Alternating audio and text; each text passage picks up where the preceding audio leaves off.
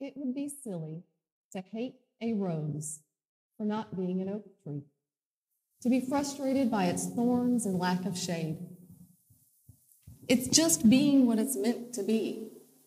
And after all, it didn't choose to be a rose any more than you chose to be who you are, any more than any of us chose to be who we are. But from the beginning of mankind, human beings have hated, oppressed, and even killed people just for being themselves. And I'm not just talking about the big stuff, the stuff that happens out there, the stuff that makes the history books or on the evening news. But in our own relationships, we are divided. In our friendships, in our families, in our community, in our country, we are divided on so many issues. Abortion, climate change, gay marriage, religion, gun rights, healthcare, welfare, war, on and on and on. We are divided. But it's not the fact that we are divided that concerns me.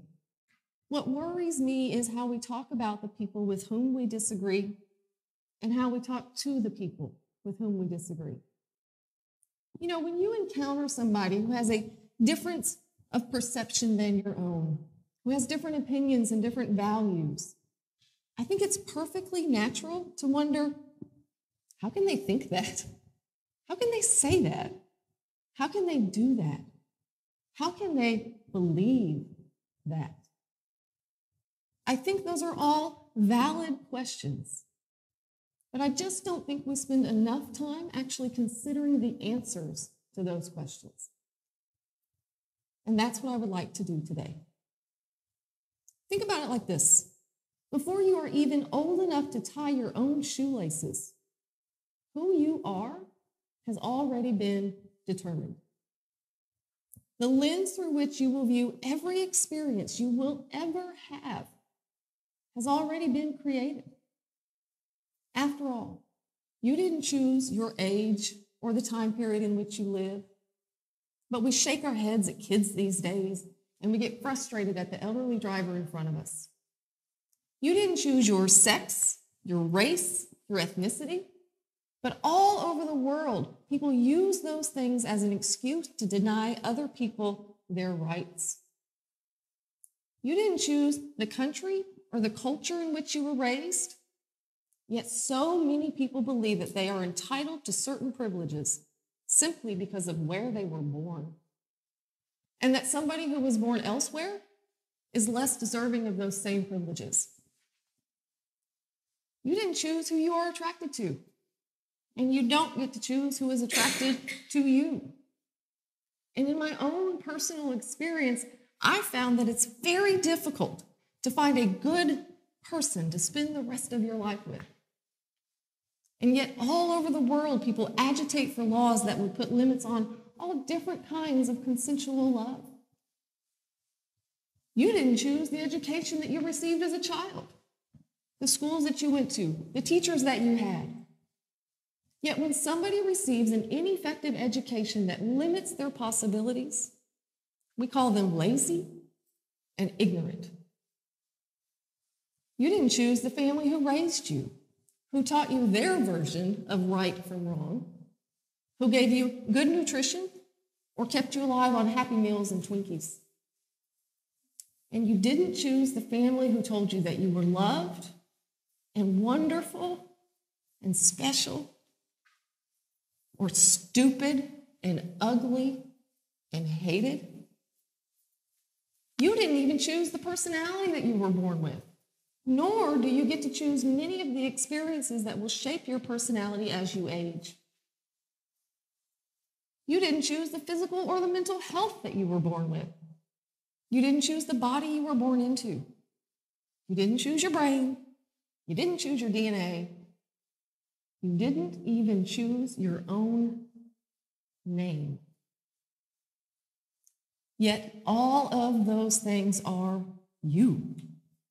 That is who you are. Those are the reasons why you see the world the way that you do and have the opinions and the beliefs that you do. And I don't know, maybe that sounds like I'm exaggerating or it's too dramatic or that can't be accurate. But change just one of those things. Say that you had been raised by a different family or in a different culture. Or say you were born in 1752. Would you be exactly who you are today? Would you have the same opinions, the same beliefs? Would you do everything that you have done? Would you be who you are today? Would you even be you?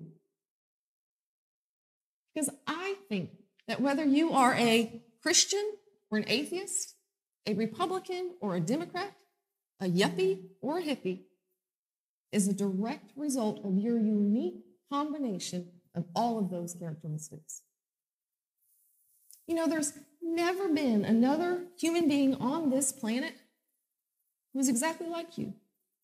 Because there has never been, and there will never be, another human being on this planet who has your exact unique combination of all of those characteristics.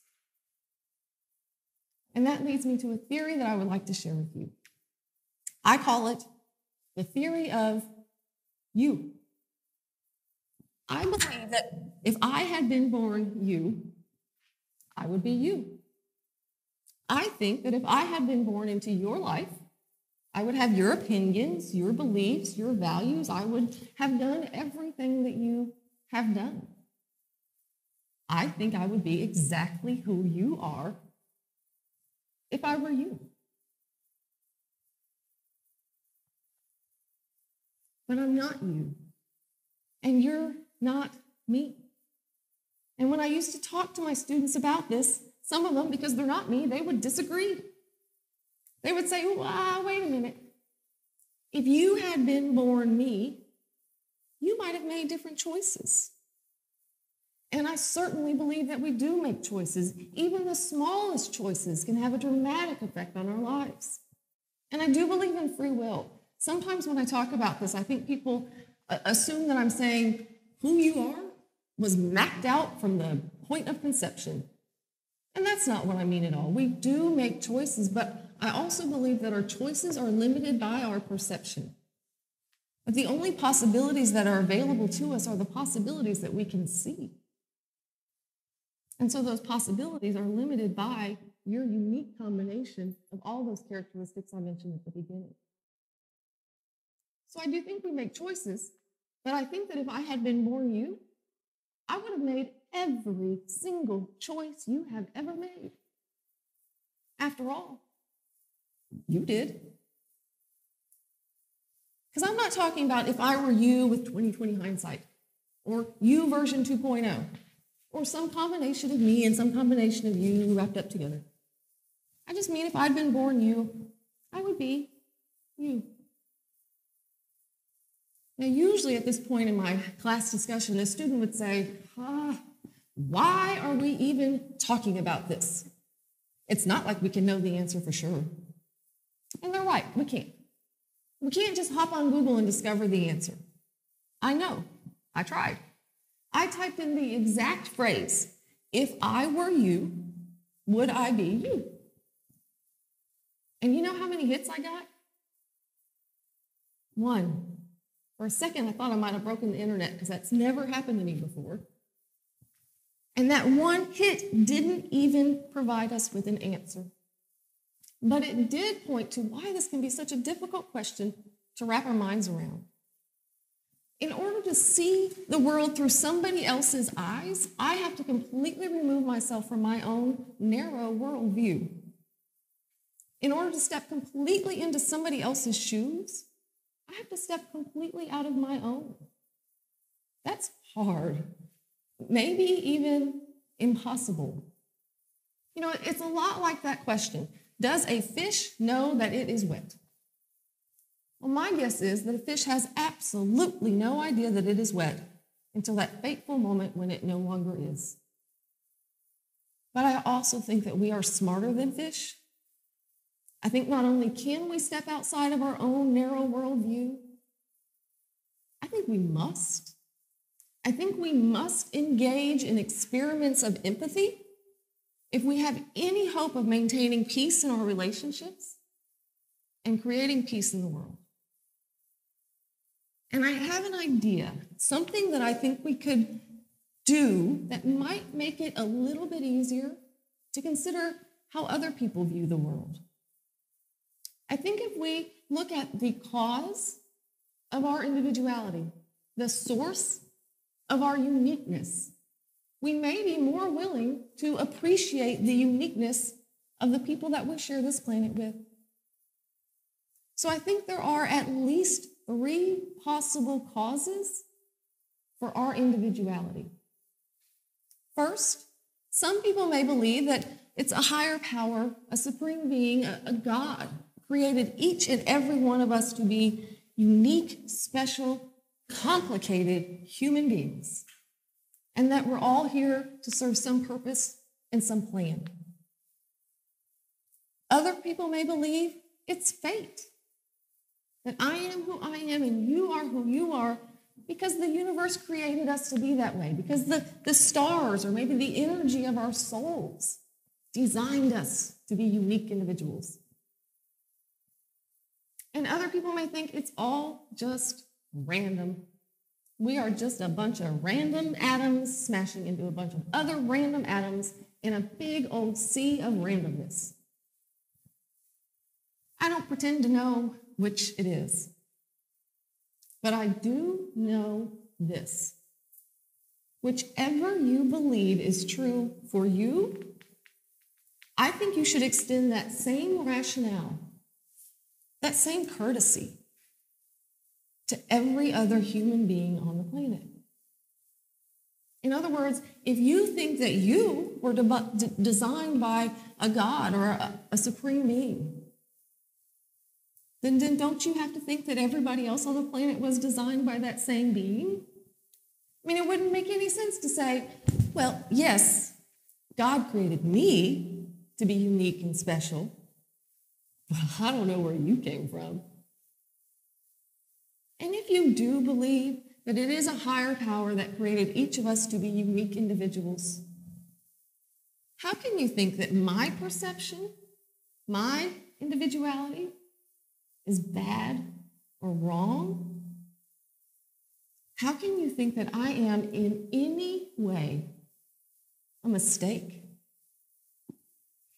And if you believe that it's fate or it's all just random, if it's valid for you, logically, doesn't it have to be valid for everybody else? But like I said, I don't know exactly what the cause is of our individuality. And maybe it's something I've never even thought of, but I do know why. I know why every single person on this planet is different. Imagine if after today's event, you have to run to the grocery store to get a loaf of bread. How many different people in this world are required to make it possible for you to just run into the store and get a loaf of bread? The farmers, the people who bake the bread and package the bread, the truck drivers who get it from the plant to the store, the people who build the roads so the trucks and you can get to the store, the people who work in the store, even the politicians who determine what minimal amount of bugs will be allowed in the bread, all the parents of those people, all the teachers of those people. The list is endless. In other words, the only way that humanity can work is if we are all different. And the only way humanity will work better is if we value those differences, if we appreciate the uniqueness of the people that we share this planet with. So in closing, I'm going to ask you to do 3 things.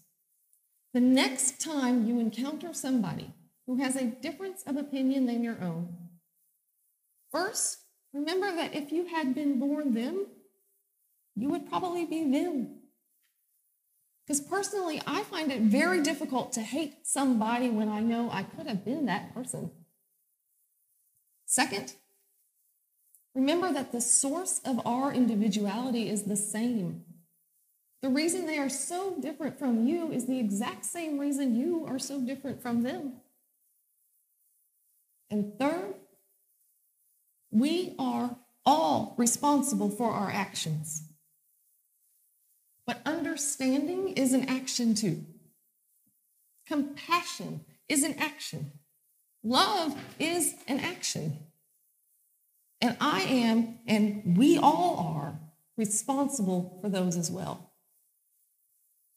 And I think if we do those things, we might have a little more peace in this world. And I think a little more peace is always better than a little less.